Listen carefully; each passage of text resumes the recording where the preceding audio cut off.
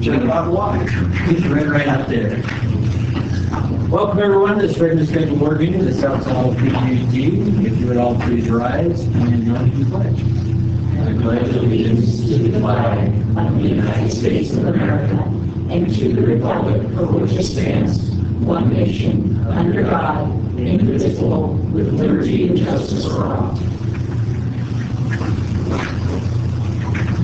Good to see all those bright smiling faces out in the audience once again. Do we have any comments from the audience on non-agenda items? I'm hearing a lot of silence. So, corrections to the agenda or consent calendar. I'm going to start out with, we're going to strike item 6A. It's not quite ready for prime time, so we'll revisit that at a later time. Are there any other corrections to the agenda or the consent calendar? No? I will move adoption of the agenda as corrected and the consent calendar. I'll second.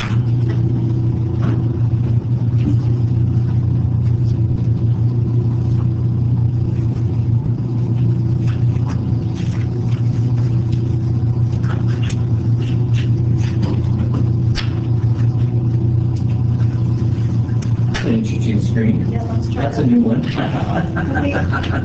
And that's more than this one. Yeah. Thank you all. So let's see, I guess now we can jump up to 6B now. That we need.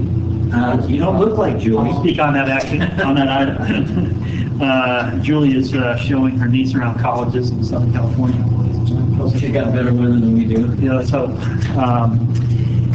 And this agenda item is regarding the field communications improvements project, and its staff are requesting approval that the board approve a proposal from Thunderbird Communications for upgrades to the Fallen Leaf Lake radio system in the amount of $61,000. Back on July 19th, staff presented the results of the communication study for the field systems. And one of the recommendations out of that was developing a system that is more reliable in the Fallen Leaf Lake area. And effectively, this communication system in this project would make those improvements to make the Fallen Leaf Lake area more, communication with the Fallen Leaf Lake area more reliable. So Thunderbird Communications would come in, they would provide equipment, and they would do programming of that equipment that will allow basically those radio stations that are out there to talk to directly back to the plant, or maybe, I'm sorry, it's actually up to Angora, and then from Angora back to the plant. And the cost of the project, the $61,000, doesn't include the labor to install that equipment. Our staff would actually do that themselves. And so the cost breakdown is about a little over half of it at $32,224 is for the equipment for the communication system, and then the remainder is for labor and tax. And so again, staff are recommending or requesting that the board approve a contract with Thunderbird Communications for upgrades of the Fallen Leaf Lake radio system in the amount not to exceed $61,000. Any questions I can answer on that? What are the efficiency that exists currently? Currently, those stations out there, each one is there's a series of small stations in the Fallen Leaf Lake area system, and a radio signal has to come all the way back to the waste treatment plant here. And so we've had considerable, over the years, quite a bit of reliability problems with those signals going out. And when a signal fails out there, it means that we've got to mobilize staff to go out and find out what's happening at that small station. And so it eats up a lot of our time with a communications failure versus an actual failure at the station. And so what this will do is create a much more reliable communication system out there for us. How often were you mobilizing staff to have to go out there? I don't know the actual mobility. Chris, I don't know if you guys have any thoughts on that communication, on that. It varies depending on the season and the weather. Few of those stations have 5-watt radios, and they all transmit back to the main station, and that transmits all the way into the plant. Part of this upgrade would be to add existing systems out of Fallleaf that haven't been upgraded to the latest generation of the RTU. And then it would all transmit back to Angora tank, where it would go over the wireless Ethernet back to the plant. And then if that went down, then we'd have a backup of the radio back to the plant. But this whole system is to help with reliability. And if the radio system is down and we get a high wet wall or some alarms out of Fallleaf, we might miss something. So that's part of it. And depending on the season, we could be out there several hours or several days a week, depending on the weather. Sometimes in the middle of the night, sometimes during storms. It varies, but there's times where it takes considerable amount of our time out there trying to get the communications to work. And also considering the uncertainty of the plowing situation out there on the road. So it could come down to the point where if the road's not plowed, the guys are mobilizing in a snowcat or something like that to get out there. So anything we can do to upgrade to prevent that type of situation is high on our list. No, I agree completely. I was just curious. Thank you. Sure. And just one more point, not to overdo it, but part of the putting this relay at Angora tank and going over the wireless Ethernet, we can handle more bandwidth. So eventually, if we want to add more instrumentation at Fallleaf or eventually other stations, we can do that, and we'll have more data and monitoring coming in, more capability.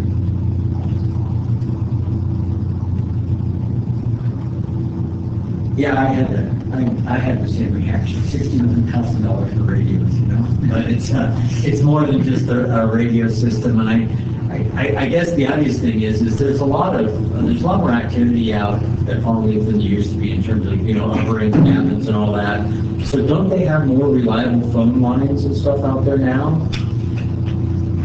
Maybe landlines, but not cell phone service. Okay, so you couldn't do a system like this on a landline? I know years ago they used to lease phone lines, but they were at the mercy of the phone company when there was a storm and the line went down, and our system went down.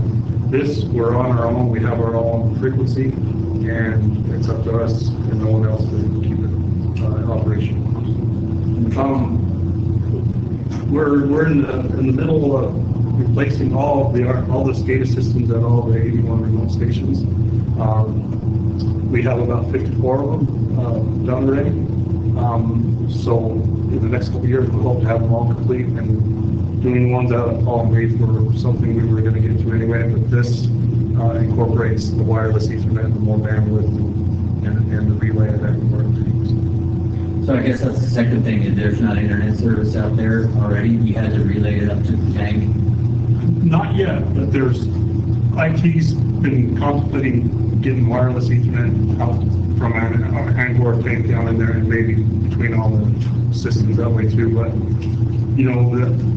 every system has its pitfalls, and sometimes the wireless Ethernet will go down, because we have that going at the Louis Pass right now. So having the redundant systems, I think, is a good thing, because if one goes down, we always have the other one as backup. So. Well, particularly if Fallleaf Lake. I'm always amazed that the small percentage of Fallleaf that our system is, and the large percentage of the budget, it definitely outfights its class in terms of expenditures. So The scary part is most of those stations is a manhole on the edge of the road going in.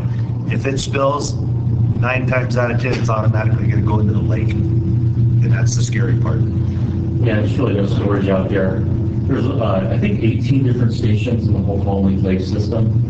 And this project has been kind of tackled in-house, probably 4 or 5 years at this point, making these kind of stepwise improvements. And I think originally, cost estimate was somewhere north of $4 million for the improvements out there. We're doing that for something less than $1 million. So part of that system that we're implementing requires this higher level of communications. And one more thing, I think only Lake less than 1% of our flow usually, and historically it's been 10% of our pump station time. So I want to get that back down to 1 or 2%. as you can see, you continue to see development occur along Palm Lake, or I guess I could say redevelopment, you're going to see more year-round usage of those sites, which opens up the possibility for spills during the winter time, when you said snow clears. I think having a redundant system becomes of paramount importance to monitor and avoid those pitfalls should they arise. When I first started here in 1989, Fallen Leaf Lake, there was usually nobody out there. Maybe a person or two at Camp Richardson, or Stanford Camp, I'm sorry. And the only access in and out was snowmobile, snowcat, or snowshoe. So you're right, there was only one or two people at the Stanford Camp. And now we're getting people, I think the last time we were talking about snow removal, there was 3 or 4 different sets of people or couples that stayed out there or tried to year round. So I wouldn't be surprised if that keeps increasing. You're right. Okay, so everyone satisfied with the motion? I move that you approve the proposal from Thunderbird Communications for upgrades to the Fallen Leaf Lake radio system in an amount not to exceed $61,000. A second.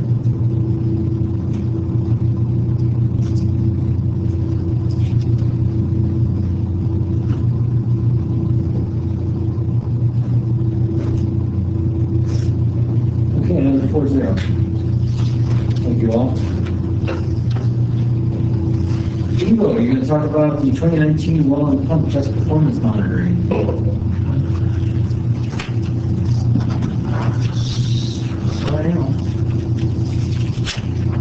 Good afternoon, board members. I hope you received the information that I sent you, the memorandum as far as the selection memorandum with the recommendation for Wood Brothers Incorporated. At the bottom of that memorandum, there was some language that I put in there talking about opportunities that we saw in the review of the technical proposal to improve the original proposal with some minor tweaks to better align with what the district needs were for this program. And so I want to just take this opportunity to inform the board a little bit more about the project. I'm not sure if you read the RFP, or I don't believe you had an opportunity to read the proposal. So give you a little bit more information about what this money will be going towards.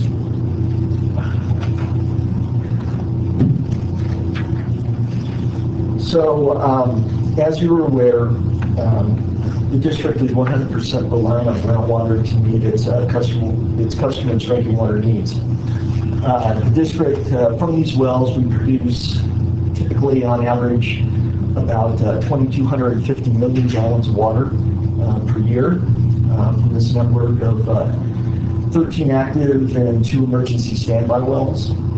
And one of the issues with these wells is that when you get into a situation where you need to replace a pump or motor, or if the well starts, or if the well just fails, then you could be potentially out a substantial amount of lost groundwater production. Fortunately, we've had times when wells have gone down.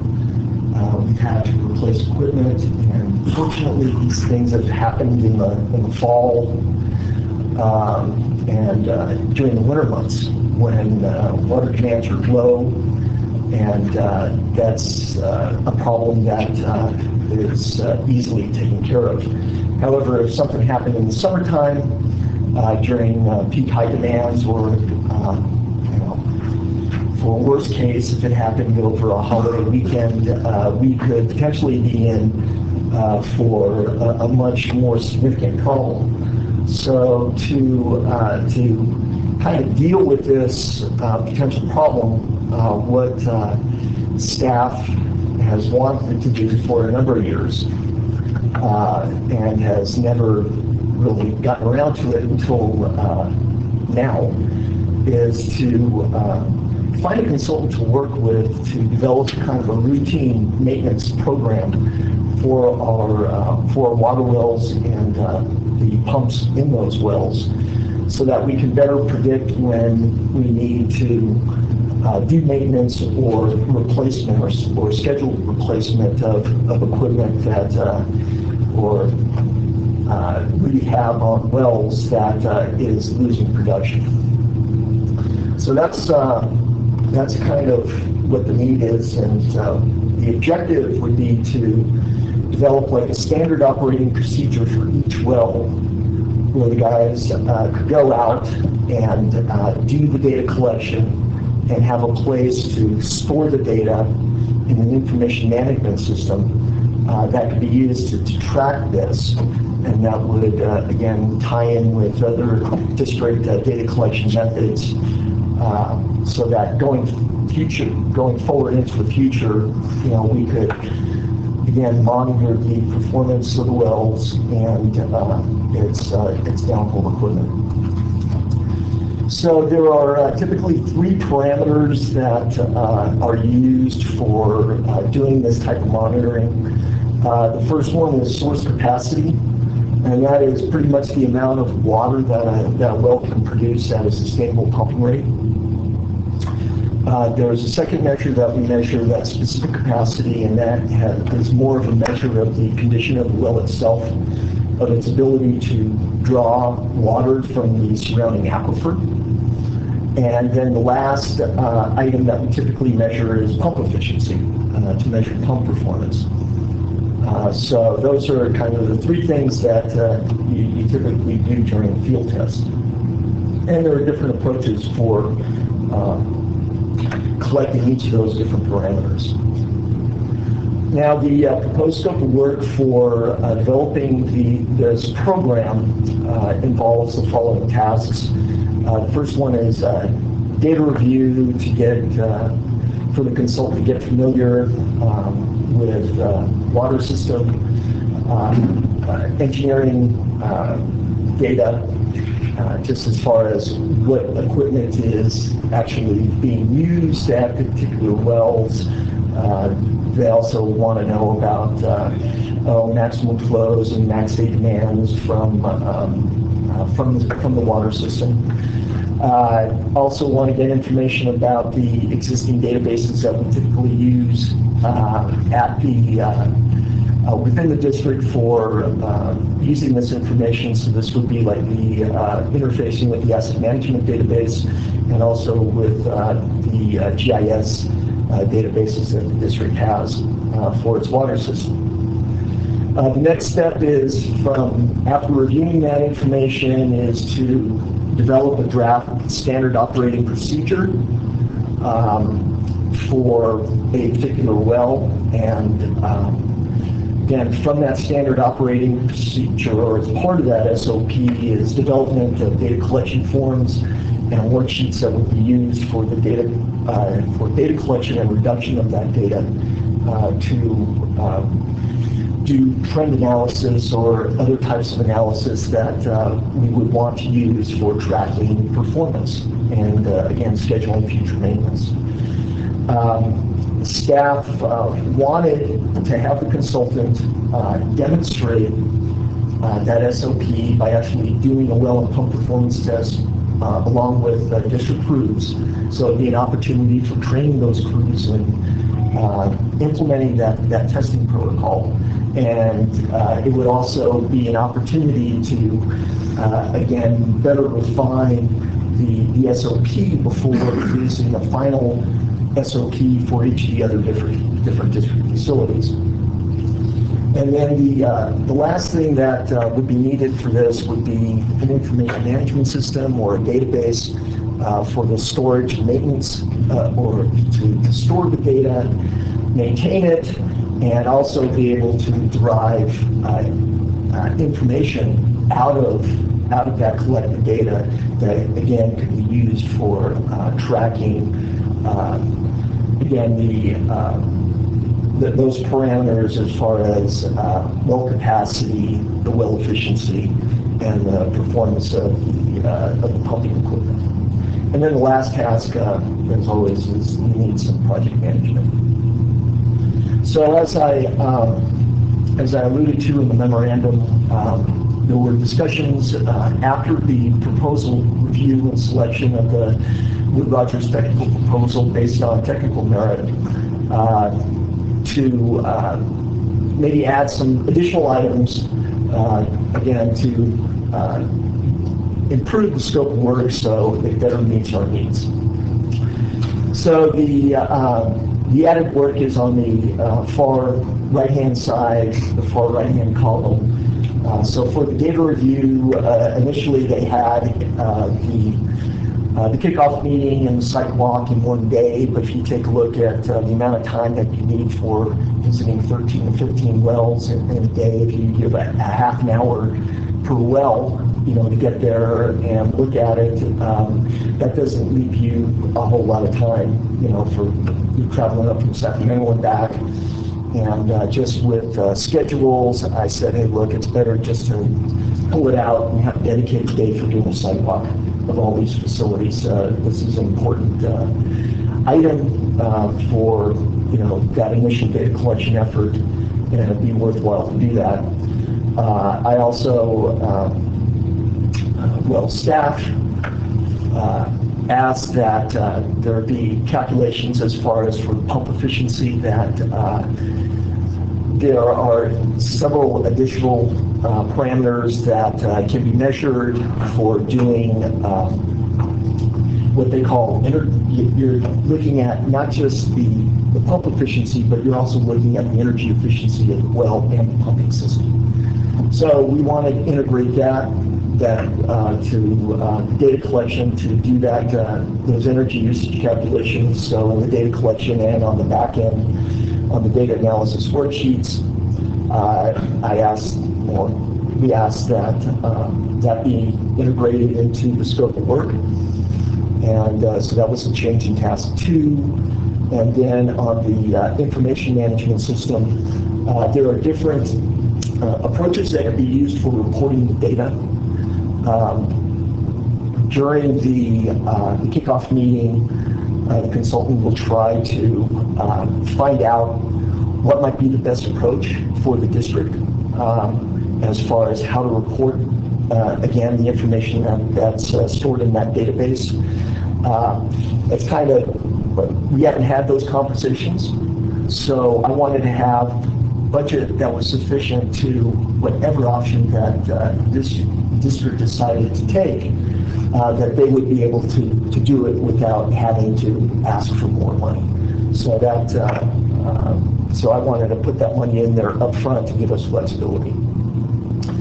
And so all that, it added additional time, close, a little bit more than an extra 100 hours. So there's additional project management costs for those added services. So that's how it came from the initial cost, and it went from a little under $50,000 to what you see there, a little over $66,000. So the requested action then is twofold. First is to confirm and select Wood Rogers Incorporated to provide the engineering consulting services for this project. And the second one is to accept the revised cost proposal from Wood Rogers to perform the work for an estimated total cost of $66,717. So with that, I'd be happy to answer any questions that you might have. I was curious, what specific data would you be collecting? Well, as it relates to efficiency, my question is, you're going to be acquiring a great deal of data. Yeah. And what is the intent of this collection, and how do you intend to utilize it for overall system efficiency gains? Okay. So typically for energy efficiency, what it boils down to, there are a number of different parameters, but one parameter would be the let's say the energy cost for moving 1 million gallons of water. Okay, so if you take a look over time that your costs are increasing, then that's telling you something about the pumping system, that it's wearing out, or there are changes that are happening within the well that are causing The well, basically you're getting clogging in the well, okay? Over time that you need to do a rehab, so you get back up, you bring that efficiency back to where it was originally. Or another way that you can look at it is if you have your wells, it looks like from the data that the wells are typically in good condition, but you're paying a lot of money for a particular well to move water. Maybe that's not the best pump that you should have in that well. Maybe you need to take a look again to resize that pump for the production for that well, so that again, we're paying the lowest cost for delivering that water into the system. So those are a couple of examples. It can also guide us to running one particular well versus another well, because that is more efficient to extract that water from the groundwater system. But with the information you collect, and you're going to be able to identify problems like we got a Glenwood well. Correct. How much did that cost us because that failed? Well, I mean, it's still down. Yeah. Yes, we haven't replaced it. And again, we had a couple years back, we had a Sunset well, and that pump was out. Again, it happened, fortunately, it happened in the fall, and we were able to get it up and back online before May. I think it went into March. So it's several months. Yeah, but if Yeah. you finish before they fail, Right, you save a exactly. lot of money, probably more than the $66,000 you got again. Yeah, and again, I mean, this is something that is to provide a foundation for crews to move forward and do the work, okay? So that we have this document and that information is all in one place, and then it could be, again, it's going to be a living document, it's going to, improve over time, but it will be passed on. And, forward, this is something that I know the pump crews is excited about taking on, and being more involved and being able to better understand how, what's happening with our water sources. So if I got this right, basically you need this study to establish a baseline. No, it's not that. We need help to put this in document form, okay, and also to create a system for storing and managing that data. But you're talking about a monitoring system to say if a pump is working too hard or it's working inefficiently or whatever. So are you saying you already have a starting point? We have been doing this on an as-needed basis. Okay. We've been collecting this data for years. But again, it's on an as-needed basis. If, we have a problem with the well, then you go check it out and you're troubleshooting it and you're trying to figure out what the problem is. And then when you do that maintenance on that well and that replacement or rehab, then you do that type of testing. So those testing results have been, again, collected. It's not collected on a routine, regular basis. Okay, so part of this is to establish a regular monitoring system. Routine, correct.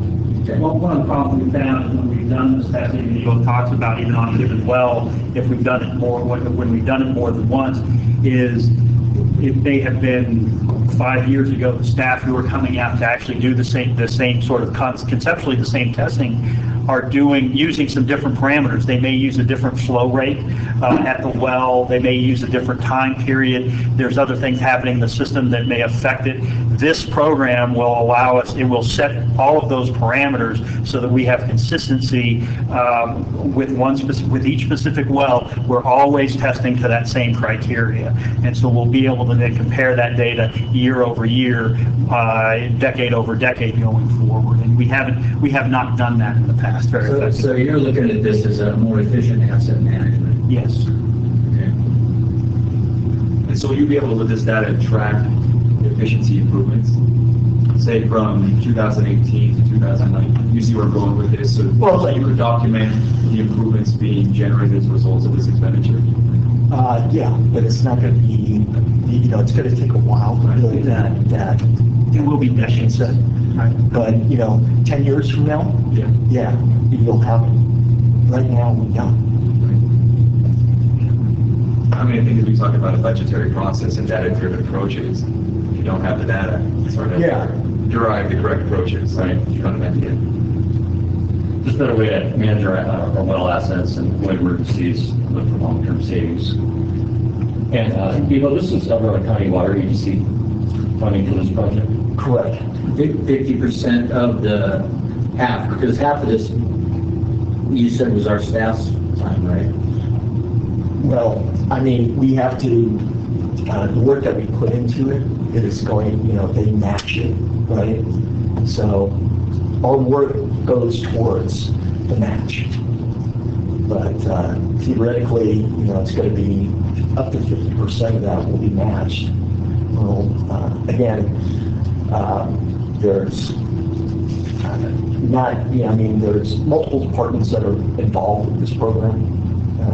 We have engineering, electrical, pumps. So it's going to be the time of those people involved with this project as well to make that match. So So if we had our staff time of this, theoretically, if it's $80,000, Alberta County will pay $40,000. The other $40,000 will be on us, but that will be staff time, so we'll just pay the difference between our $40,000 minus your own staff time is our out of pocket to the consultant. Any more thoughts on College Well and Airport Well as part of this effort? they're included.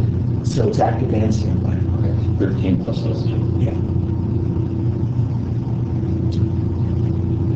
I think this is really something we need to do, and I'll make a motion to select Wood Rogers Incorporated to provide engineering consulting services for the 2019 well and pump test performance monitoring project, and accept the revised cost proposal received from Wood Rogers to perform this work for an estimated total cost of $66,717. That's up to, right? I mean, yes. It may come in less than that because of some of your costs we did like on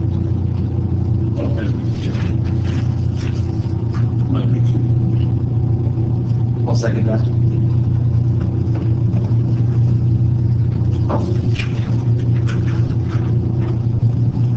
Might have to pull Eva down here first. No, I've got PowerPoint still up. You gotta pull that down.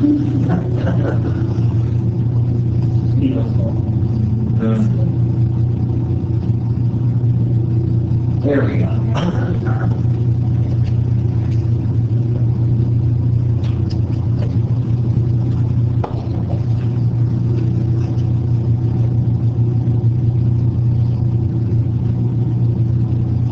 Okay, thank you, Eagle. Thank you. Well, let's see, I guess we are already to payment claims, aren't we? I'll do approval of payment of claims in the amount of $1,485,106.49. Second.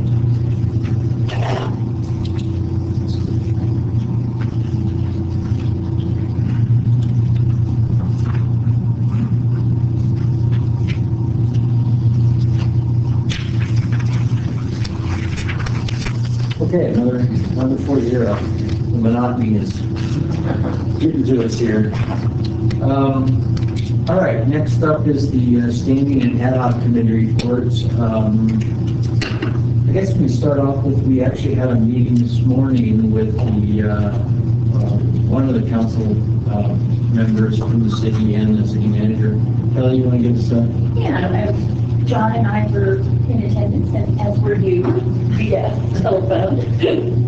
And it was a good collaborative process. I think the two things that stood out to me is we talked about the never-ending streetlight issue.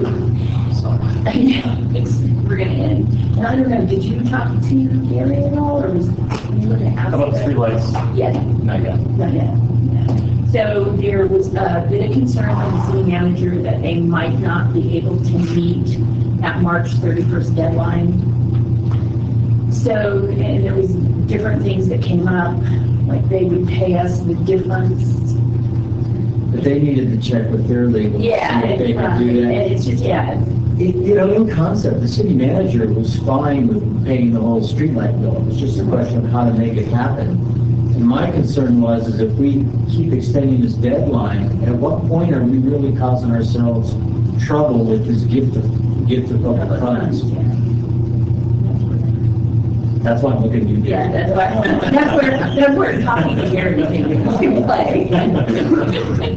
Right now, we're eating the difference between what we're being billed and what we're billing customers. Yeah, and it sounds like the city isn't even gonna bill, right? I mean, they're just gonna, It's going to pay out of they're general just gonna funds. pay it, yeah. And, Paul, do you remember what the difference, you know, how much our bill went up from December? I think it's like $4,000. No, it went A up. quarter. I want to say it went up about $2,300 a month. Do you remember what it is now? Because the projected number we could all remember was around 20,000 or 25,000 a year with the LED in there. Do you know what it currently is? We brought up that Jim Marino had talked about, because the city's saying, well, they're lousy telephone poles. Let's have the Liberty upgrade the poles before we do this. And I'm thinking like, that's going to take us forever to get this going. And I brought up, it's like, why do you really want to own these things? Don't you want Liberty to own them? And they all agreed. So they were going to talk to Jim Marino to find out why he actually wanted to own these things. So did they want to extend the deadline again? That's kind of what they're getting at. Kind of a little bit vague, but yes. Sometimes his concern that it would get handled by March 31st, and like us. He doesn't want to like go off. Right, well, the deadline is an awful powerful motivating tool, and if you watch the city for a long time, discussion to the point of paralysis is a reality that exists. And so it would have to be an incredibly compelling reason or rationale to extend it, in my opinion, at this point. Yeah, the annual increase is about $24,000 a year. So where are we at right now, Paul, in terms of, we're not LED lights, what's the total budget on that, do you know? Right now, Yeah. The budget has been around 20 grand a year. Okay, I thought that was the number with the LED. Yeah, that's what I thought. Oh, well, if it is, I have not heard any number with the LEDs. That's what our, that's what I thought our the bill 24 was was. LED, so I'm assuming that right now it was like double that, because you're sending more It is, power. because what they did is they increased the rate we were paying 132%. Right. Which created about $24,000 in additional expenditures. Oh, in additional, In okay, additional, I got it. yeah. I got it now, yeah. And so it sounds like their LEDs are bringing it kind of back down to where our rates And used to be. then I don't know, and I'm sure everyone remembers that the Liberty people assured us that they were going to look at this to the PUC and it was going to go back to near what it was. Well, I haven't heard tiger hair of that. I mean, that's, I don't know. Right, two and a half months later, nothing. Nothing's materialized. I mean, I think if we were to get the rates back to similar to what they were before, I would have more patience. Right, or Yeah. some confirmation that this is going to take place Right. in a timely manner, opposed to continually extending deadline in which, our rate payers are footing the bill for something that, generally speaking, would not be covered in the scope of what they should be paying. And so if you get into a situation where you continue to elongate deadlines without a really clear nexus as to why, then this goes on in perpetuity. Kind of what I was saying. It's very frustrating because now at this point, yes, we're paying about $24,000 a year to do Liberty a favor. Right. Well, I mean, the way to some degree I look at it is, in real time, energy efficiency, things that are passionate to me. For that cost, we could be generating revenue savings for the district. You could utilize that money in other places that would be a far greater benefit to both the district and to our ratepayer than it's currently being spent. Well, one of the things that the city manager Frank brought up, and it's a good point, if the lights go out, none of us are going to look good. Right, and it's gonna be, The city's not going to look good, and we're not going to look good because we're both going to be pointing fingers at each other. So there's that to consider also. And the city's saying they can't take it over because, He didn't necessarily say they would not be able to meet that deadline, but he had a concern. What- And so he was, I don't know if he was looking for like. And he acted like he goes, no, I'm not happy about spending $20,000 a year, but that's chump change. He goes, I was afraid it was like $200,000. Yeah. And so we brought up, well, actually John brought up, it's like, well, okay, why don't you split the difference? Why don't you subsidize the people in the city, you know, pay the extra from what we are actually allowed to bill? We can only bill so much. And I don't think he was adverse to that idea, other than he didn't know if he could. well, So, if the city takes over lighting, whether they own them or whatever Right. arrangement they have with Liberty, aren't they gonna fund that from their general fund? yes. I don't see what would prohibit the city from using their general fund to pay the difference, the additional cost, and reimburse the district. Well, that would be my thought too. I don't see why that would be a problem, and they're basically, just doing a little partial on what they would eventually pay for the whole thing. So it's actually, you know, a better thing for them right now in the interim until they can do the entire transfer. Could we have someone that, whoever's been working with Jim Marino on this at the staff level, kind of follow up on that general fund they did here? Just Yeah, talk about- they're gonna, from our meeting today, they're gonna go back, check with the panel about making that payment of the difference that I'm in on. And I think probably 2 months, so it's a main guy. Okay. So we will keep on that. Who's the city council member? Tammy? Cameron. Yeah, no, I guess, Brooke was out in the city. And then, other thing that came up that was of some note was snow globe. Everybody agreed that this year was, you know, from the district's perspective, this was the best year that we've had. And then, there were some issues that came up. Frank, said, you know, this is, I'm just putting this out there, that if snow globe does return to the same location, in order to help mitigate the sound, especially to that Pioneer Village, the subdivision across the street, they're talking about maybe moving some things that might affect. I got the impression they'd want to put a stage on our access road. And he said, this may never happen. The other thing that he said is that they are only in negotiations. There is not currently a contract, but interestingly enough, yesterday the pre-sale tickets went out naming this as the venue. And they're already selling tickets. And then another, Yeah, contract. yeah, and then another thing that Ready came to buy up. this. Yeah, he's got his counsel.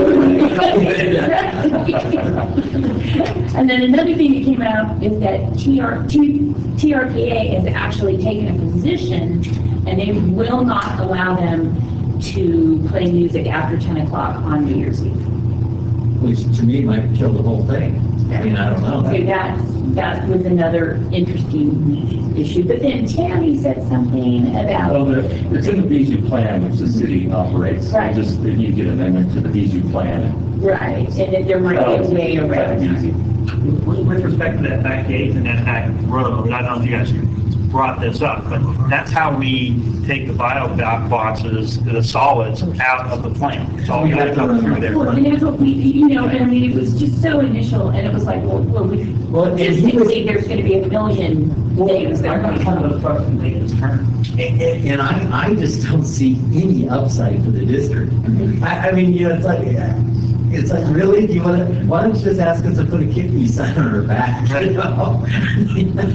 To jump right in the middle of the snow globe thing, it's just, I don't know. I don't think moving it 200 feet is going to help the noise at all, but, I mean, functionally, it could happen. I guess- Nobody loves the idea. Yeah. And from a liability standpoint, it's a terrible idea.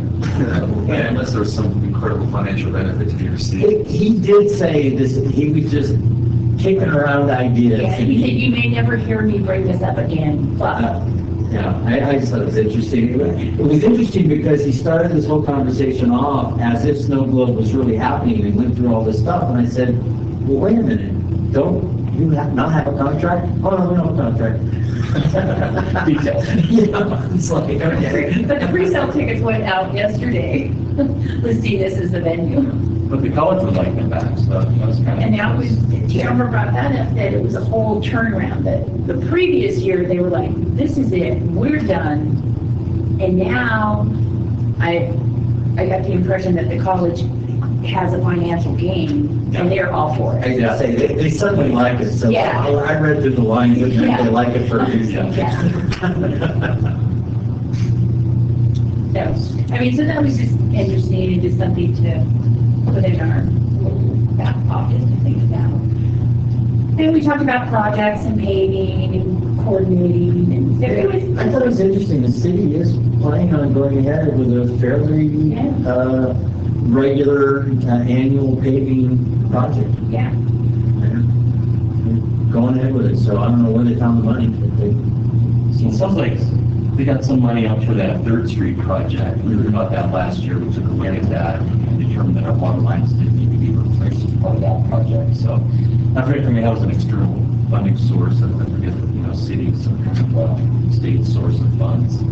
So I think about $2 million looking at this year. I mean, they really need $7 to $8 million per year every year, forever, to keep up with their paving needs. They have 130 miles of streets and center line, and it was a 20-year line, 6 to 7 miles per year. So I'm sure they'll be working on that, and we just talked a lot about coordinating our water line replacement projects with their paving projects, of course. And it seems like the first area of focus, Sierra Boulevard's going this season, of course, but they're talking about the South Y, the Barton neighborhoods as being maybe their next focus area in terms of paving. So we'll work with them on that.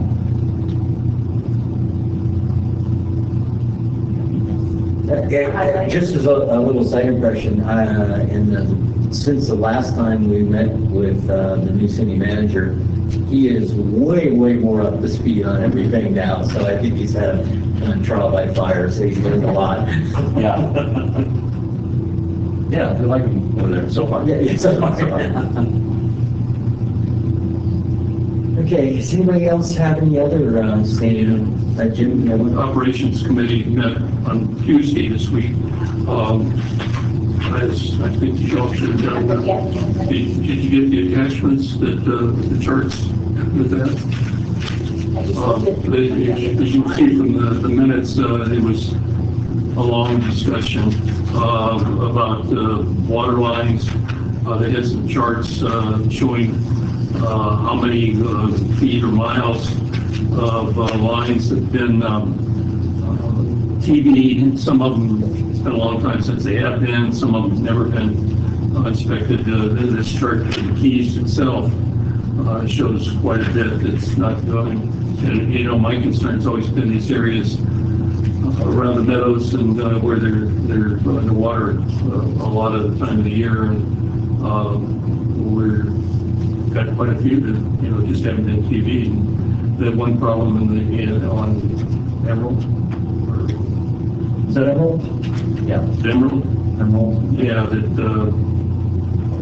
that's just one of the areas that's been TV'd, and there's a lot of others. Yeah. We only got like less than 10% of the keys that's been TV'd in recent years. So we could have quite a few more, and that other 90-some% that have been TV'd. Yeah, certainly the Tahoe keys is really concerning just because of the way it was installed, the depth and the poor backfill conditions. And, of course, we know about the Tahoe keys incident a couple of years ago and the expense related to that. I think we looked at 5, maybe 10% of the Tahoe keys system last year. Emerald being one of those areas and found this problem. So how many more are out there? That probability so far. Yeah. Another thing was brought up about the little meters that they put in the lines so that it can tell, different areas how much water is coming out of it. And on this one chart really shows that where there was, I guess most of this is represented by these pillar where the manhole would come off. Yeah, on Sawmill Pond. So that meter is probably near the bridge at the golf course at Sawmill. And I think Chris has talked to the county about what their policy has been, and we think that there's not a lot of water. Yeah. It's expensive, and we have to treat it. And Chris is going to talk. Yeah, he's gonna talk about. Oh, is he? Okay, good. Yeah. Yeah. So anyway, it's expensive to treat all this water. It's just rainwater at $6 a 100 gallons, Well, 1,000 gallons. particularly when we weld the manhole shut and they still figure out a way to pop the collar in the manhole and everything off. And take accidentally, and taking an extra 400,000 gallons a day. So. It is, Right. But I think the county now realizes that we have a way of identifying areas where They do realize. We noticed ever since we put that manhole in and we are taking in $400,000 a day, they closed the road down for a week. So I would think it'd be easier to plow basically their problem in that area is the snow berm creates a dam. And I would think it'd be easier to plow out the dam than it would be to try to basically run it all down our system, but what do I know? They tried. They tried. It's too flat. It's just flat. It's just one more thing I think Yeah. we need to be concerned about on this budget coming up, and that we've got these things covered. The one thing that I haven't seen in the budget is the projects that are identified and how many feet or miles of pipe that we're going to be TVing and repairing over the next 10 years. So I don't know, do you have that list or? That's in there. If you remember, maybe this is based on the data that we obtained last year. If we looked at about 4% of our system, we project is going to need work, either a lining project or a replacement project. So those numbers are in this next budget period, is it in the next 5 years? in the 10 years, we're wanting to complete that work over 10 years. So I think 1.5% of the system was lining projects, and I think it was 2% of the system was replacement projects, mostly due to sags. So that's based on the data we collected last year, projected throughout our entire system. It's less than 0.5% replacement each year if you're looking at long term. That's right. If you're looking at 100 years. I just think that there's going to be areas that we're going to have to put some money into early on. And the ones near the meadows and high water areas that kind of come first. Yeah, and a lot of those areas those are the hardest ones to look at. Yeah, it's hard to get to, but Yeah, we took a peek at some of those last year. A lot more to do, obviously. I think we looked at 7% of our system and coded 7% of our system. I think we got close to the 10% number in terms of TV time, but it hasn't all been coded yet. And Brad, if that's any update on that? Yeah, it's been coming in. So probably about half of what we didn't have coded is coded now. And so hopefully within the next month or two, we'll caught up on coding. And in terms of TV, did we reach about that 10%? Yeah, I think we got over the 10%. I think we were close to 11% is what we saw. So we've got the TV in the can, if you will, and we're just finishing the coding effort with the third party folks, if you recall. it's 10%, there's still 90% out there that we don't know. Right. What's happening? A lot of that 90 is, like you say, big pipes running through every trucking system. Yeah, these charts, maps show the areas. There's one for the basin. Anyway, the whole area, that was a good map that showed which areas. Have been to and haven't been to, or haven't been to. Never been to. Never been to. Yeah. There's a lot of areas we've never to. I think what was interesting in that meeting was that fundamentally, as we were looking at the items for consideration today, is that this was proof, if you will, that collecting data, real-time data, results in a financial savings and savings to the systems immediately. And so, it was really just, in addition to things Jim's have stated, but it was really just a case study, if you will, about the benefit of that type of investment that we've discussed today for both relieving problems and reducing costs. So I thought it was exceptional, actually, that you were able to catch these things when you did, and then, you know, come to a solution, if you will. We're trying to with El Dorado County, you know, in relatively quick succession after that. I think it was phenomenal, and it was, you know, driven by our ability to collect real-time data. So again, I'm very in favor of it. And a lot of the meadows and easements that we've never been able to camera, hopefully we can start attacking that once we purchase a smaller unit camera, that we can utilize that toolcat that we purchased. That should enable us, not obviously in the flood. You got a limited run on with the big truck? Yes. Limited run on the cable? Yeah, and the toolcat we should be able to take out, right out onto the easement and be able to camera lines that. And you know what, since we got the new truck, I mean, correct me if I'm wrong, we've been able to do an incredible amount of lines in a short period of time. And if we can keep going on that pace, we can really chip away at a lot of the system.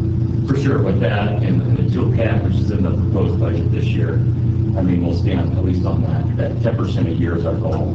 So, or maybe some of the high priority sewer lines to do even more often than once every 10 years. But when do you expect to get this new camera? I believe it's in next budget, so after July 1st. Anytime after July 1st. Put it on the agenda, Chris. I'll be here to talk to you. That's really the areas that we need to get to. If we have a spill up on Montgomery Estates and it doesn't make the river, but if we have, I mean, it's a big deal, but it's a really big deal if it's going to be, you know, in the meadow or near the river, or goes directly to the lake. Absolutely. And with that, there's another piece of equipment that is also in the budget going forward. It's called the SL RAT, which is basically the acoustic testing. So in order to try and minimize those flows or spills out in the meadows, it allows us to put two basically acoustic devices on a manhole on either end of a pipe, and then project sound between them, and it'll tell us how open that space is. And so it'll allow us to get out there and fairly quickly assess if we have blockages building up in those lines or not. One of our main goals is still to continue aggressively with the TV trucks. But obviously on, you know, the last week or so with the snowstorms and stuff kind of hinders us. But They'd be underwater. Yeah. But we do plan on keeping that truck going as much as we can and getting as much of the system cameraed as we can. Cool. Board member reports? There was another committee meeting yesterday. There was? We had a finance committee meeting yesterday. It was very informative, and Paul and Shannon and John. Eric was there? Together. Yeah, Eric, and we have one member of the public, and myself. It was good. And then when do we all meet? The 20th? Well, what we did yesterday is we reviewed with Kelly the entire proposed budget for next fiscal year, as well as the long-range forecast. And then Shannon and I will do a PowerPoint presentation of the budget, basically, and the capital program on March 13th, and that's at 2 o'clock. It's a workshop setting. And that, Jim, that may clarify some of those issues. We'll present some of those details of what in the, you know, particularly in the sewer plan, what are the specifics that are budgeted for underneath that financing plan.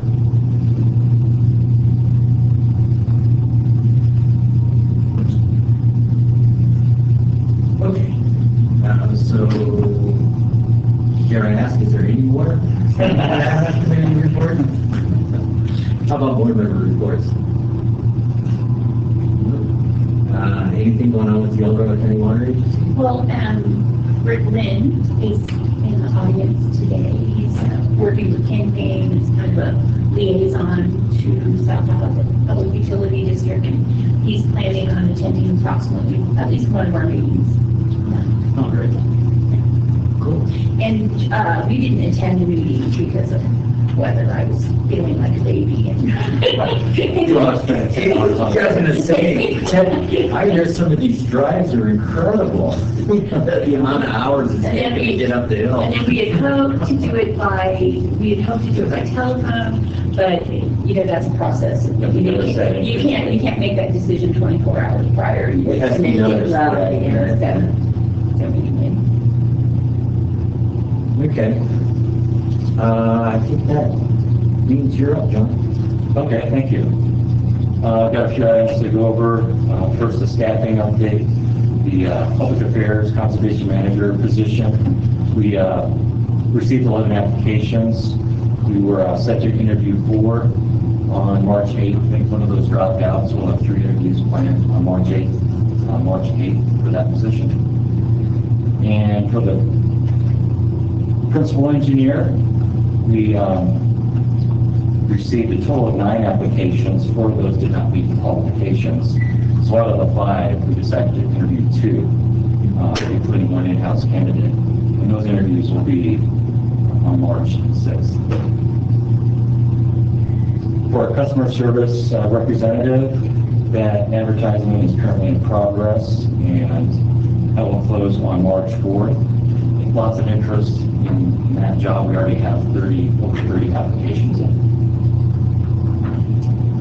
Underground repair water, that closed on February 14th, and we had 34 applications that we're reviewing. And last is the second water lead position. This is internal posting, and we'll be interviewing 2 internal candidates.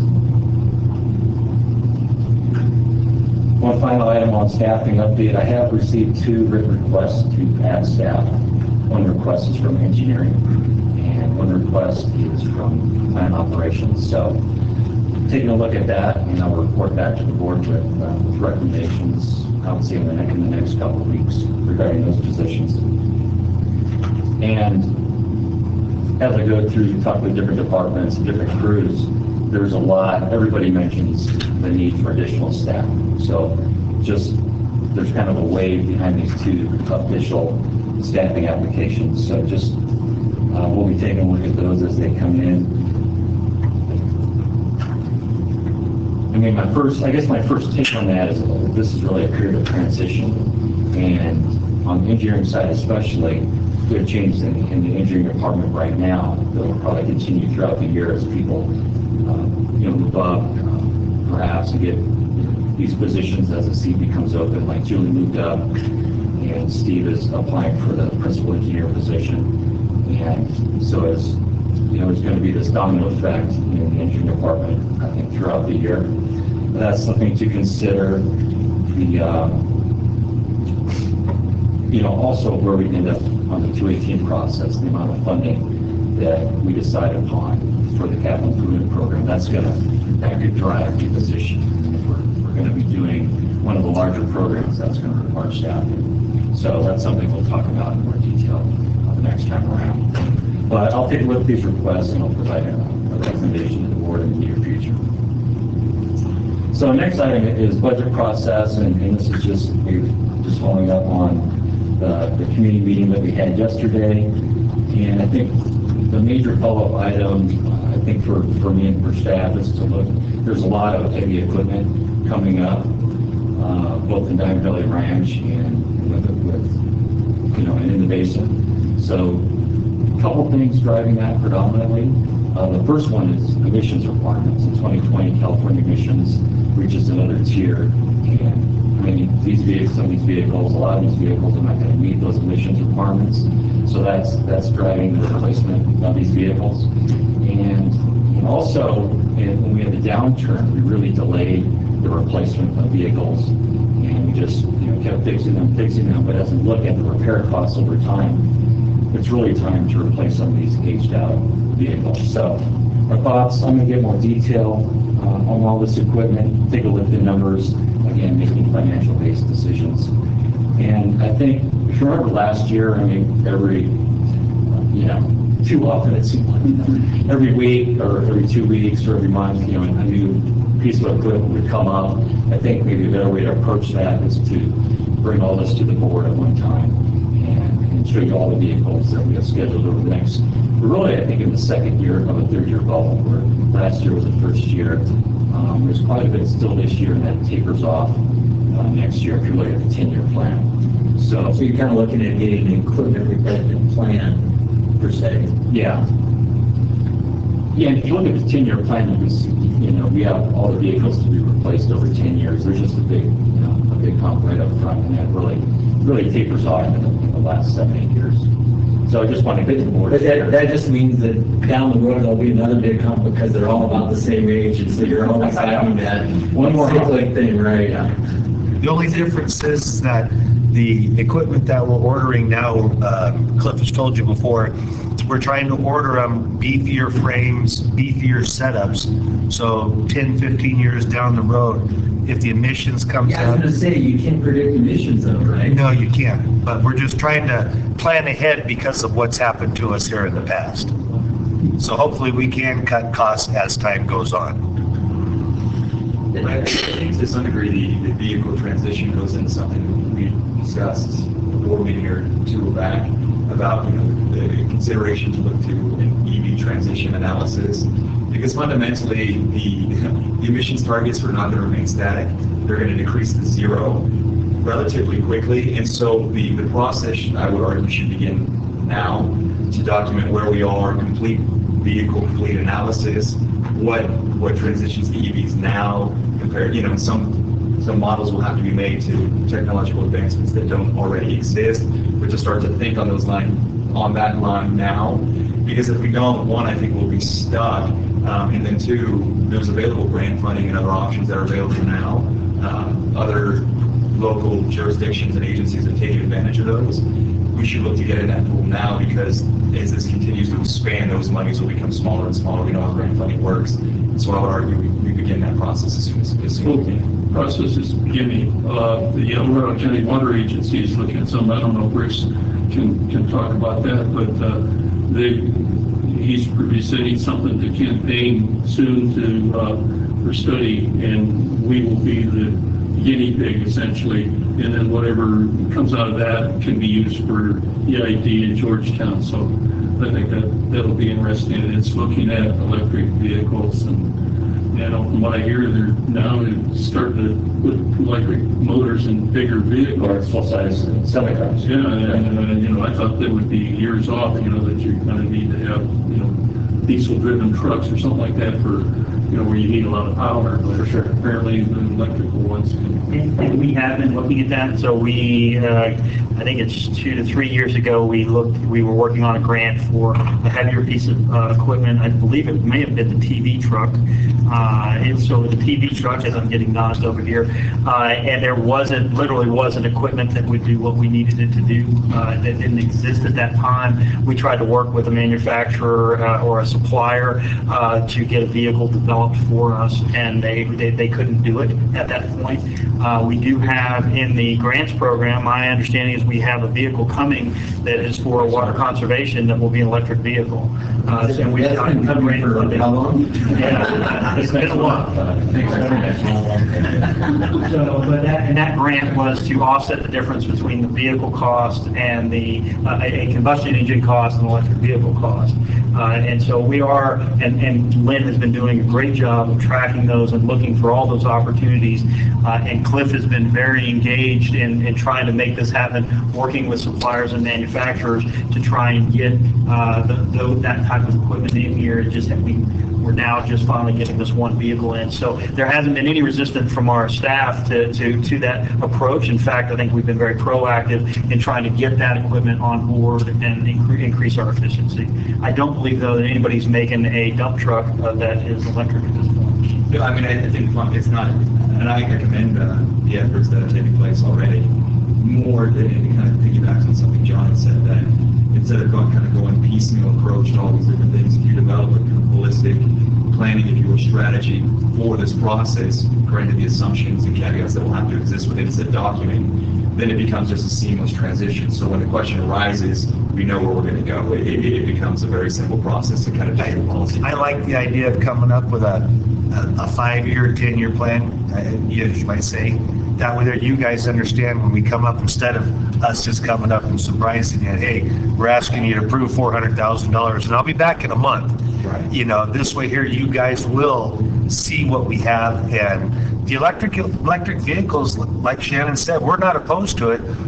Our climate up here, the snow, the freezing, the different things that we need just weren't available, or the ones that were available didn't really look like a good investment to us. And to just arbitrarily go out and start investing in electric vehicles without being able to check them out or have history behind them kind of made us a little nervous on some of the bigger equipment. But technology is changing every day. You More know? manufacturers is getting better. Exactly. Keep an eye on it. Right, so it's more looking at I would say for heavier trucks, you're looking 5 years out, maybe more, Yeah. depending on, obviously, transition, when they need to transition out. But again, just to develop the strategy, thinking into the future. I think there's no surprises, and you guys know where we're coming from. I think your point is thinking strategically, it might not make sense to buy one large electric vehicle in a year or two.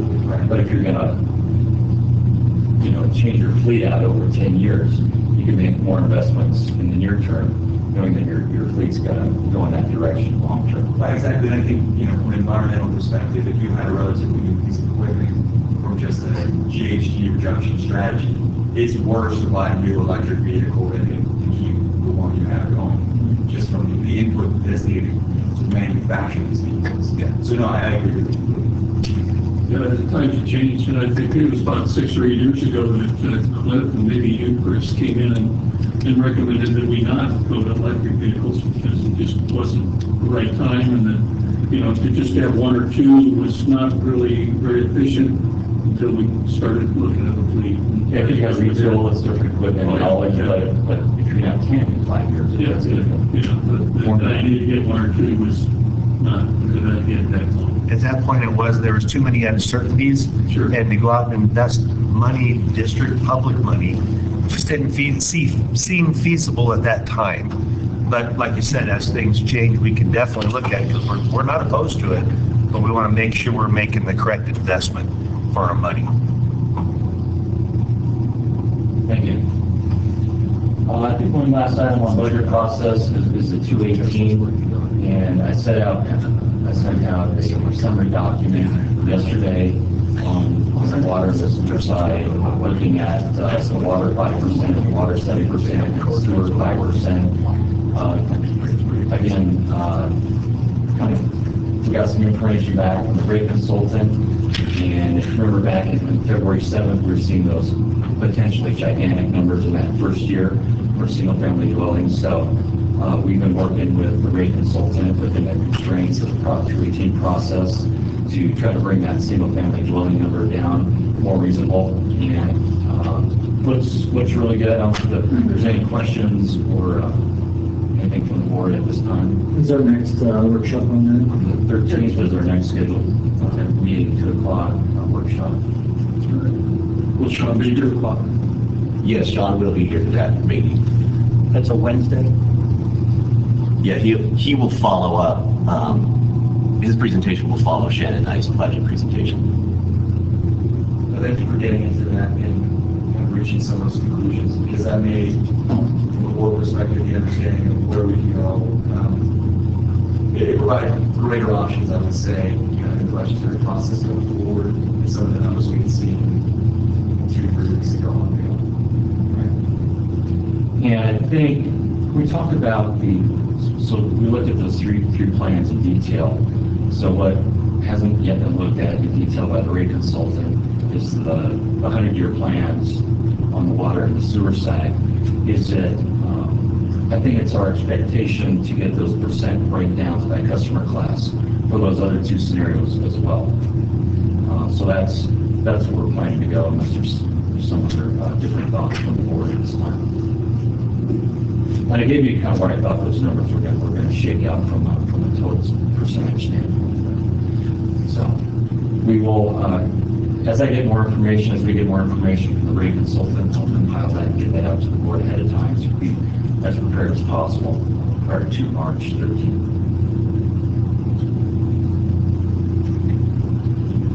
Moving on to public outreach. Lots going on in this area. Again, thanks to Shelley for putting really most of this together. Press releases, advertisements in print, radio and TV spots. Again, we're talking mostly about district needs, our accomplishments in the past 5 years, our needs looking forward, again, all related to the 218 process, and informing the public about their opportunities to come to these meetings and be heard.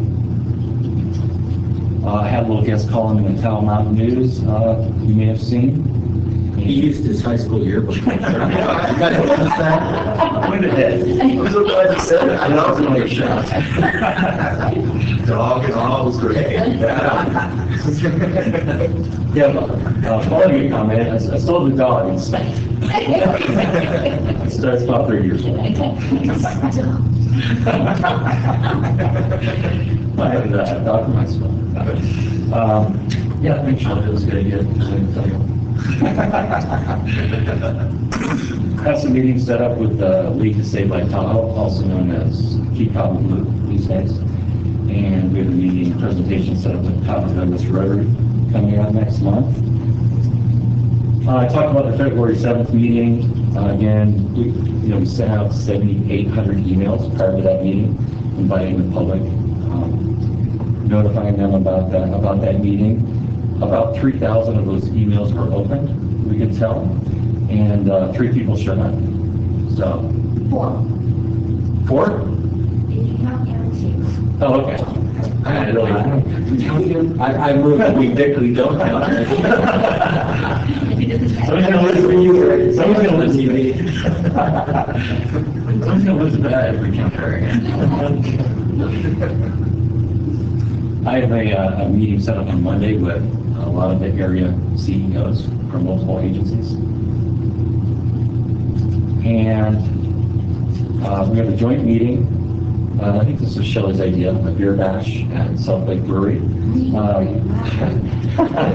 I'm sorry, that was... I think you're going to get more attendees with the first name. Yeah. That's right.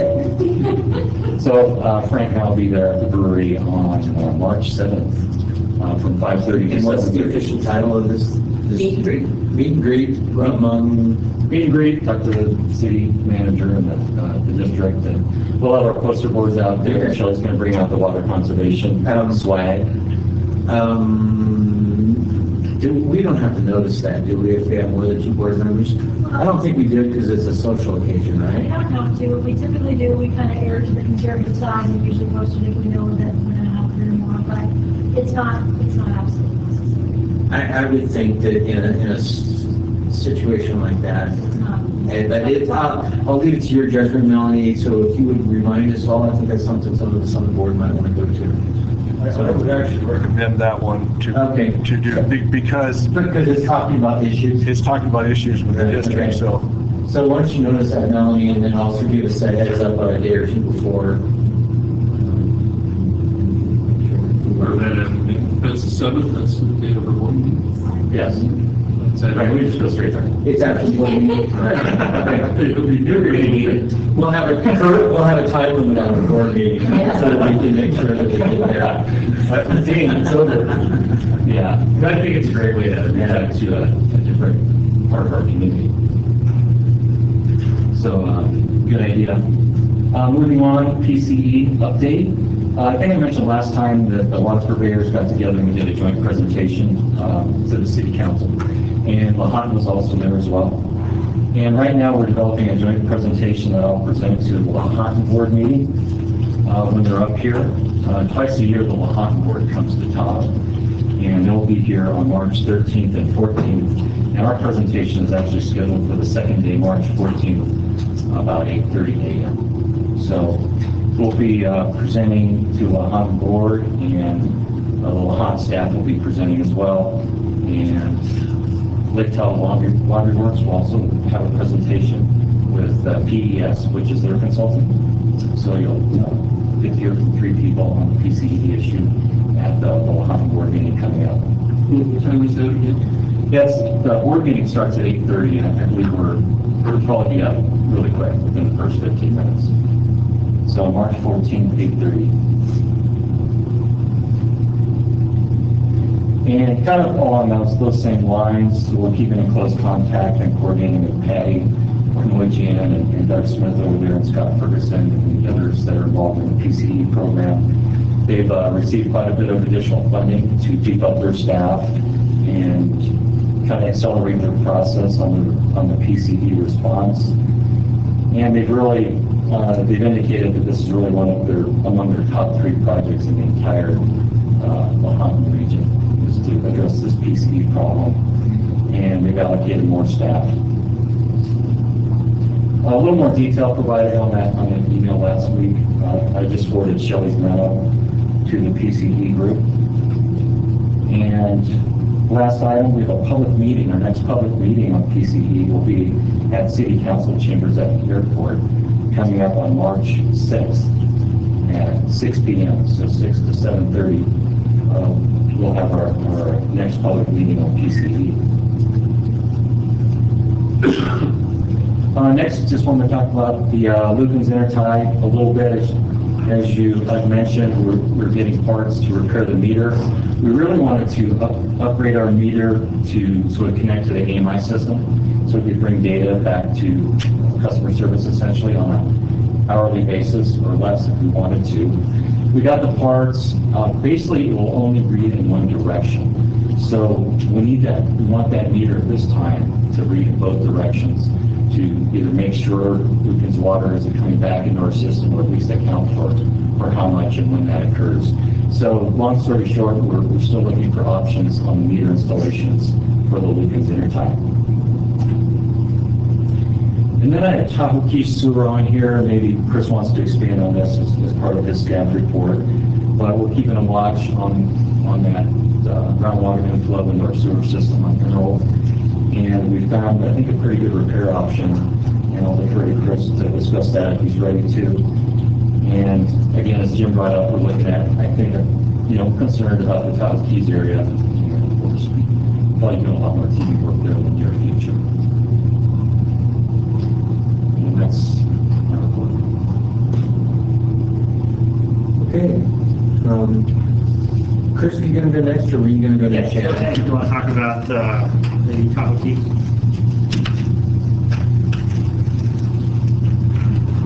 We do have some pretty good news for you, so it's not all bad when we come up here and talk to you.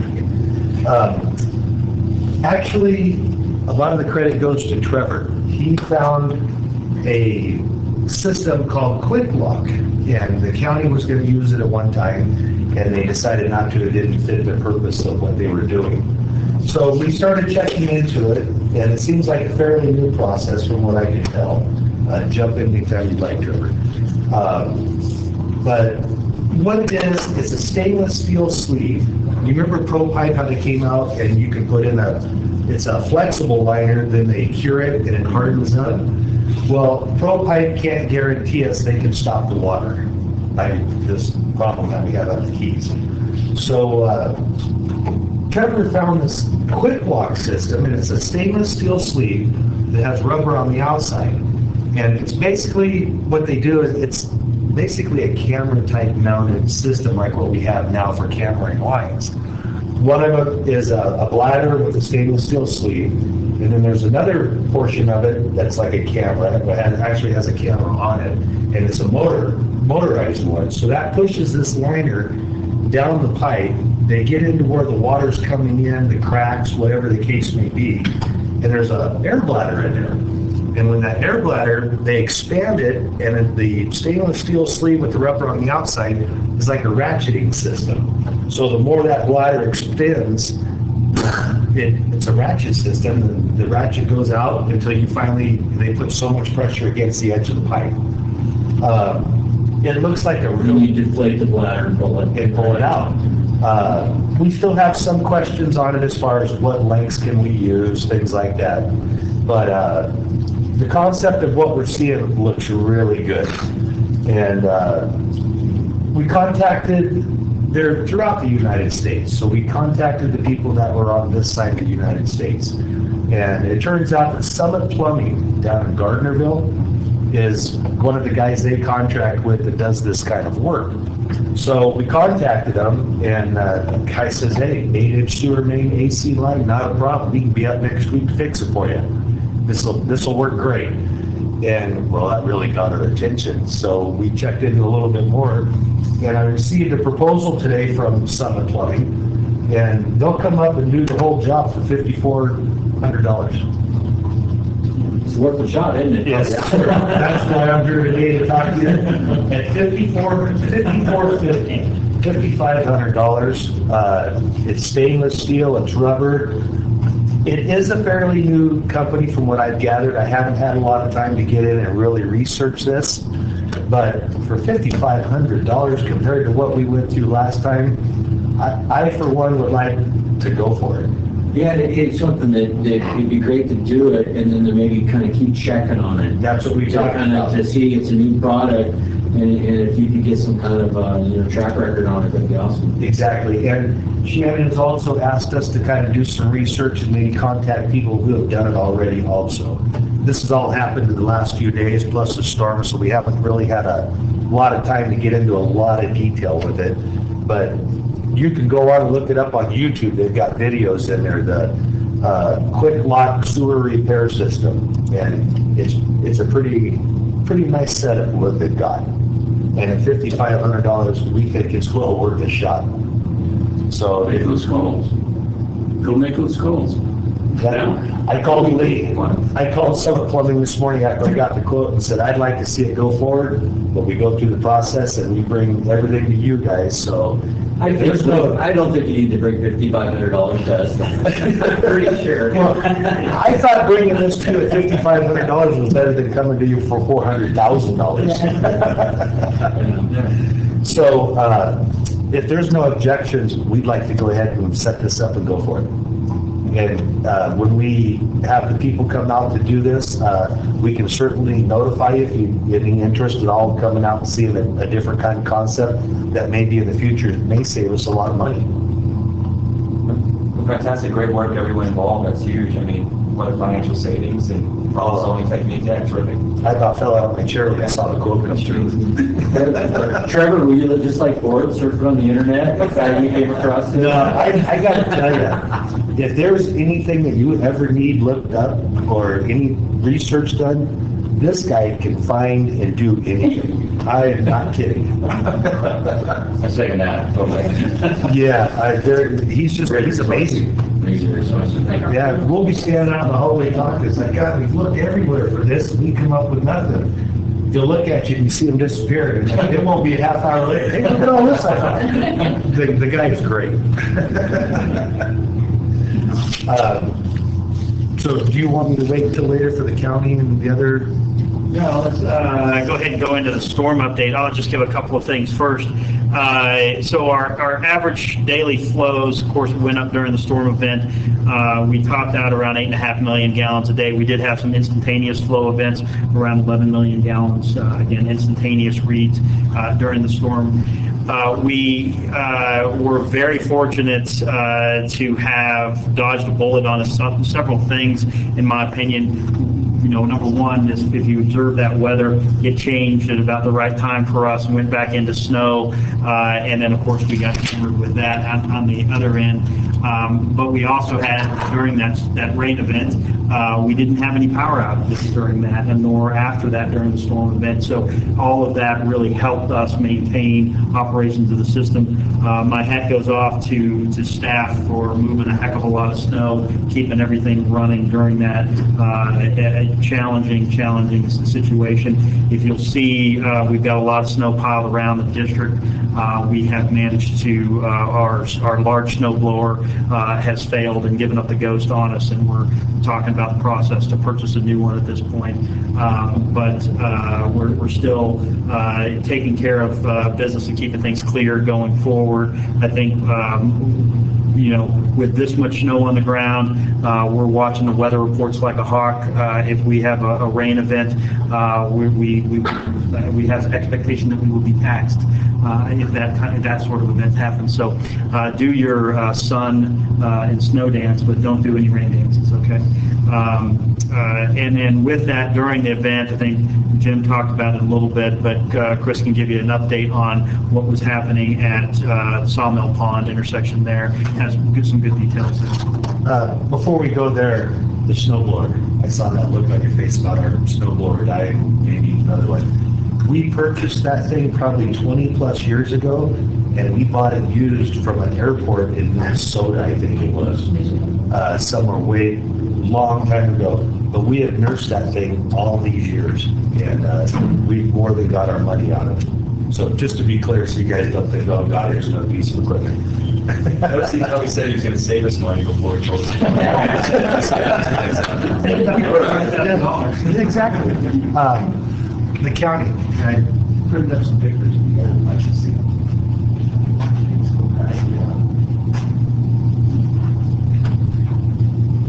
A snowboard, just a new one, I need to replace that would be 80,000 new, but we're looking at options. Yes, there was one that Cliff found that was around 80, 90,000, but we're looking at that, maybe a used one too. But we haven't got anything together as far as estimates and anything like that, so we'll talk to you at a later date. You know that it was used and we have nursed it for a lot of years. And with that, in the near term, depending on what continues to happen with weather before we get this unit, if we may need to bring in contract help to help us move close to snow here, because our piles are getting awful big around the plant and starting to impact our ability to work. The map that you have there is probably kind of hard to see, but I marked it as blue. The manhole that comes across the road, I believe it's up in the top right-hand corner there. That's the location. I saw that look. It's hard to see clear. That's Sawmill Pond. I don't know what you've heard so far, but that flow monitoring system we were discussing earlier, it is great. It actually helped us to catch this on what's going on, how much water they were letting into our manhole. But what happened was, evidently they came out one morning early with the loader, the county did, and we were trying to move the snow off the road so the water would drain. And they hit our manhole. And you can see the picture of the manhole, they shut the whole thing right off. And a lot of water was draining in that for a day and a half, 2 days. So what we did was, talking with Shannon, I called the county and talked to them, told them that, one, we can't have this. It's not going to happen anymore. You know, it may have been an accident. They said it was an accident. They were willing to help us in any way they could. But if we'd have spilled in that meadow, I was going to come talk to them, or in the district was, because I'm not going to go to Lahontan by myself, or as the district, and take the blame for a sewer spill that we did not have anything to do with. So talked to them for a while. They seemed pretty sincere about it. We went out and fixed the manhole, and the graph that we had, it showed a big decrease. We still have a lot of I&I, don't get me wrong, but there was a lot of water coming in. And it was kind of coincidental, but 3 days later, with all the rain and the flooding that was going on up here, they closed Lake Tahoe Boulevard. They put 10-foot snow. They didn't have any place to drain the water. Yeah. Yes. Yeah. But it was closed over the weekend. I believe it just opened up last Tuesday morning. I understand they took one of their big snow blowers out there and ran it into the puddle and was scooping up the water and blowing it out into the meadow, is what I heard. So that flow monitoring system that we invested money in, I think right there almost paid for itself, if you ask me. And hats off to Brent Vilkowski, our asset management analyst, or I'm not sure what your title is exactly, but our asset management guy. Brent, knew what was going on and with the rain and started checking those flow meters and found that suddenly there was a spike in that flow meter in that area and alerted Chris and Doug and the operational staff so they could go out there and try and see if something was happening. And so they deployed staff to that overall base basin area that drains to that flow meter to look for situations exactly like this, and this is what they ended up coming across and able to respond to. But you saw, I think there was that change in flow, as Randy said earlier, was about 400,000 gallons a day of flow coming into that. All that has to be processed and pumped out over the hill. Yes. And they were also reminded of that too. There was a locking lid on that manhole at that time in that picture. Since then, as of this afternoon, we put in one of those smart covers. So anytime that thing's lifted, jolted, anything, it's supposed to send an alarm. So we're taking all the precautions that we can to prevent any of this ever happening again. And that locking lid was a result of the 2017 flooding in that area, when our expectation is the same situation happened, except they didn't knock the entire rim off, they just went out there and opened up the cover to drain the flood waters into our systems. And so this manhole, and I believe across the street, that manhole is also locked down or tacked down as well, out in the meadow, to prevent them from doing that in the future. So I think this puts us in a much better position, being able to collect this data and to get out there and respond to it. We're actually able to hold somebody accountable for their situation. They didn't contact us when they ripped off the lid. No. No. What was Max did? Yeah.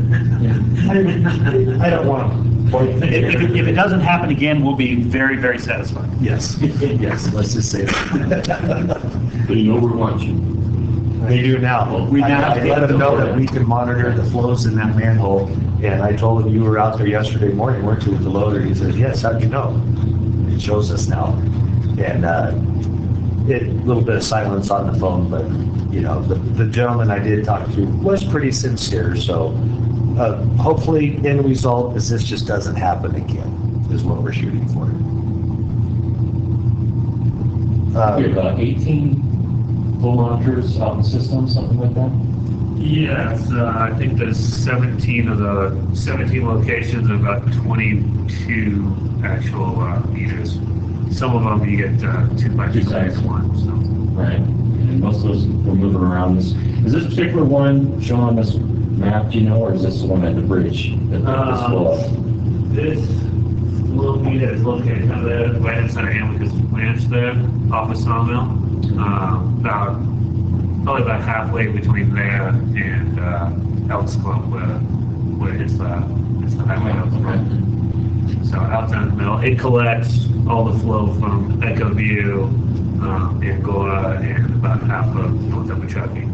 So typical flow in that area is maxes out at about 200,000 gallons a day. That's like a busy weekend, and so to see during that storm, it peaked at about 2.2, 2.4 MPD just through that. So 12 times. Yeah, open manhole makes a big difference.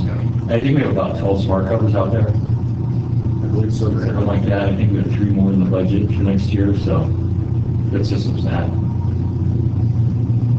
We continue to work on I&I issues, it's particularly with our manholes, and obviously the TV camera system is helping us identify flowing pipes.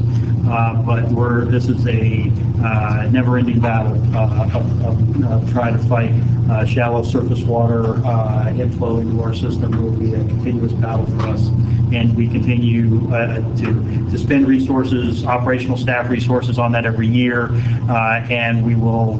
That will always be an effort for us, unfortunately. But a lot of times, see the system.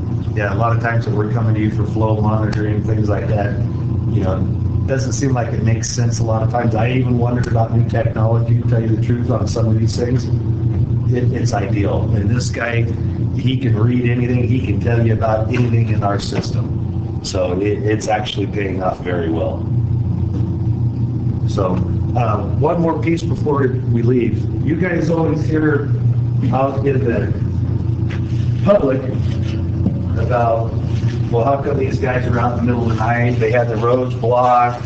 They were out there for a long time doing work. I wanted to show you this. This came off of Bertha Avenue. And we always talk about the steel pipe and the things that we deal with out in the field. I want to make sure you guys are up to date on everything, on some of the stuff we deal with, because it makes it easier for you guys to discuss it while somebody's chewing on your ear in the grocery store or something like that. Piece of steel 4-inch pipe, it was banded before you could see the checker marks, but it's so old and being eaten from the inside out so much that it's just paper thin. And we have quite a bit of this in And based on the data that we have for our water distribution system, about 20% of our system is the same age and material as that pipe. So steel pipe installed in the early 60s represents at least about 20% of our system. And unfortunately, total steel pipe in our system is about 50%. Also, probably installed within 10, 12 years of that piece of pipe when it was installed. So was there something particularly corrosive with the soil in that area or something? Because otherwise, we had a situation a couple months ago where they brought in a piece of pipe that looked very similar to that, but it was in a stream crossing. And I said, yeah, okay, that was a stream crossing. It's a wet, submerged pipe, really exposed to corrosion. So I didn't give it too much thought. And then this pipe comes in, and unfortunately, this is Sierra Tract. This is relatively high and dry area. It doesn't have really corrosive soils. That pipe right there gives me a lot more concern than what I saw with that stream crossing, and so it gives me pause, given the age of that pipe and the representation of the rest of our I system. think it could be the water itself is so corrosive because it's very low total dissolved solids in the order of 50 parts per million. And I know Incline had problems because they were taking water directly out of the lake, which was even lower, and they just would eat up their pipes. They had to replace them. So I think that we got such great water, it's so pure that it's corrosive. Yeah, it shouldn't be particularly corrosive. I mean, we have a corrosion, low pH issue south of the I'm not sure corrosive is the best word, but it's aggressive, as far as heating up the metal. Yeah. This one looks like it's eroding from outside in and inside out. It's just to me, in my opinion, it's just a piece of pipe that is way past its prime, way past what its expected life expectancy is. Now, the water inside, that does have, part of the problem with it because they corrode from the inside, but that old pipe doesn't have any kind of liner inside, and it had very little liner on the outside per se to protect it throughout the years. It's just basically steel thin wall pipe. We see that all the time in dry areas like Shannon just mentioned. It's way past its life expectancy on some parts, or some of what you would say, in my opinion. That's 20% of our pipes. I believe so. But like I said, I want to make sure you guys are all updated so you're not surprised anywhere that you go. This is the kind of stuff that we do deal with. And you'll see, War Road for right now. We started having leaks on that road, which is a 4-inch steel pipe, I believe, or 6. 4-inch. And we had 1 or 2 leaks here and there. Now we're getting ready to put a mailbox out there. We're there all the time. And it's in this one guy's yard on the corner. Once it starts going bad, a lot of times it just keeps right on going. Lake Tahoe Boulevard was another example out here at the Y. We started having leaks on the line going out to Boulder Mountain or Boulder Booster Station. And it got to the point where we were out there every month. And that was a 10 or 12-inch line. And we ended up having to replace it within, 2 or 3 years after it started leaking. And substantial. Once they start going, they go. Yes, sir. Right. And don't get me wrong, there are times where just a section, a 100-foot section will go bad, and there's another half a mile that may not be too bad, but that just tells you that here in the next few years, that other 2 miles is going to go bad or start going bad. Yeah, we need, more data points would be great. Right now, our only data points are leaks. Yeah. In Sierra Tract, this is kind of a known bad area. But we'll, I think, go back and look at, we just installed 45 hydrants in Sierra Tract, so that'll give us 45 data points. As I recall, there was maybe 1 or 2 other problem areas that Garth kind of picked up on as we were cutting into the existing pipe. So again, just trying to get more data is important. And you remember back in December, I did a presentation, I think it was December, talked about cloud protection systems, and we're planning to do a pilot study this year. And I think actually SareTrack is where we're thinking to do this pilot study, but looking to see if we can install this cloud protection system soon enough, so if there's enough pipe left to extend the life of these pipes over time. So I think Dwayne called it the Catholic protection system. And where we have some benefits is that's 4-inch pipe, but as you get to the larger size of pipe, as that pipe size increases, the wall thickness does increase. It gives us more time on the larger size pipes. Thanks. Thank you. Cool. Were you done there, Shannon? That's it for me. Okay. And now for what we've all been waiting for, Gary. All just said, now the exciting part. This will not be long. We discussed at the last board meeting a possible administrative code update dealing with, that was precipitated by one of your customers customizing your water connection to their house. And so we did, I've looked at this a little bit, I know Tim has, and we talked to Paul about it, and we found some examples of other utilities having code revisions that will provide broader remedies to the district to address either tampering with, they call tampering with the district system, or a theft of water. And so I think we can bring something forward that will address directly this situation. Your current administrative code,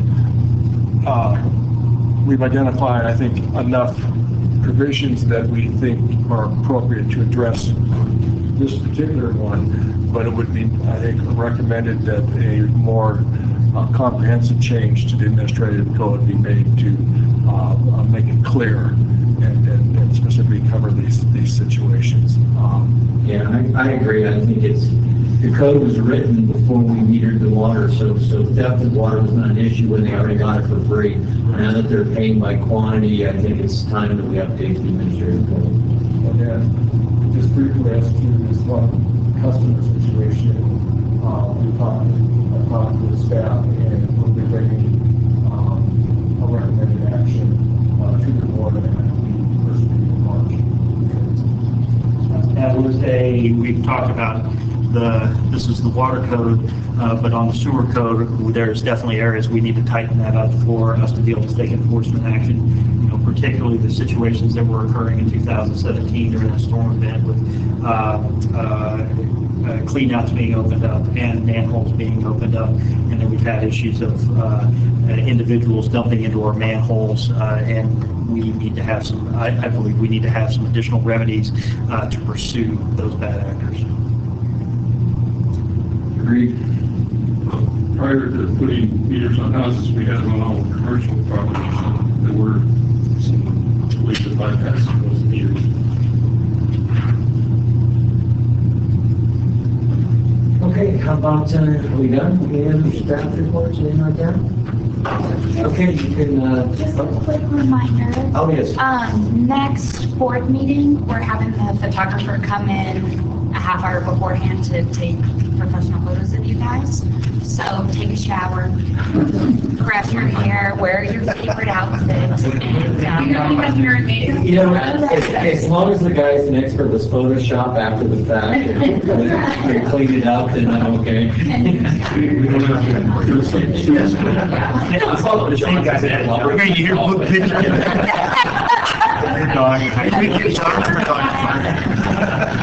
At least I have a full head of hair.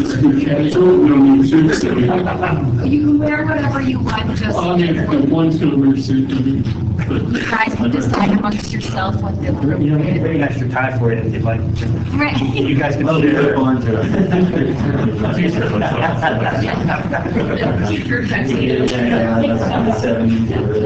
you guys are going to get together and discuss this, we'll have to notice that meeting up.